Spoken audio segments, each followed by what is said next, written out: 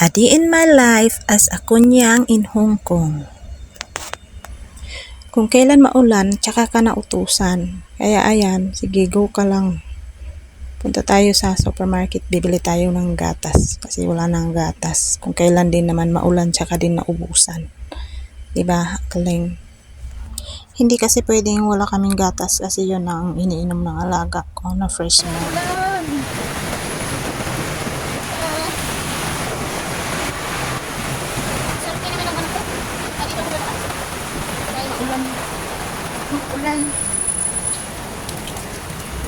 Alam nyo ba, kahapon, grabe sobrang lakas ng ulan, kaya binaha yung mga area na mababa. Lalo na tong supermarket na to kasi nasa baba sila. Ang tubig niyan, pumasok na yan dyan sa loob nila. Kaya hanggang kaninang umaga, sarado sila kanina kasi naglimas sila ng tubig baha. Kaya ngayon lang sila hapon nakabukas. Pero may parang wala lang nangyari. Open na sila ulit.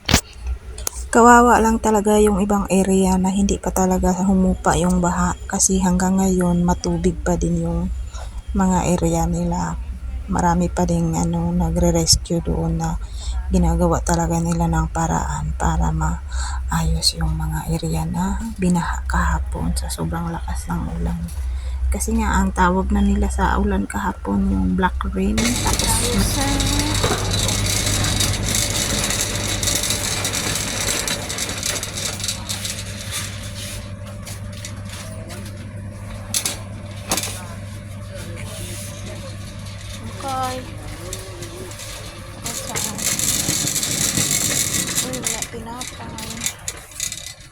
wala nang tinapay.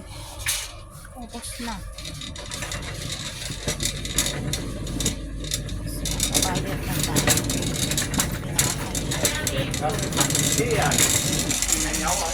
Sabi naman yung basura dito. Tapos yung harap dyan, restaurant. Madugyot. Uwi na tayo, wala na ulan.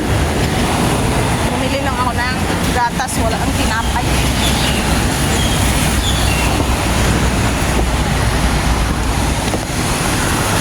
Inaayos pa itong gilid dito. Selfie ko, kita ko, gwapo.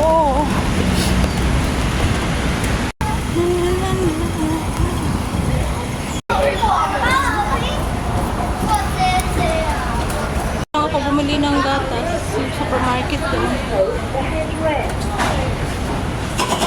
Ayan, dahil marites tayo, makimarites tayo dito, bakit marami ang tao?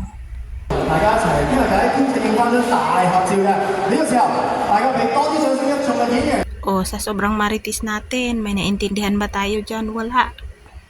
Pero ang pagkaano ko dyan, parang sila may pinopromote, parang may mga artista yata, yan siya.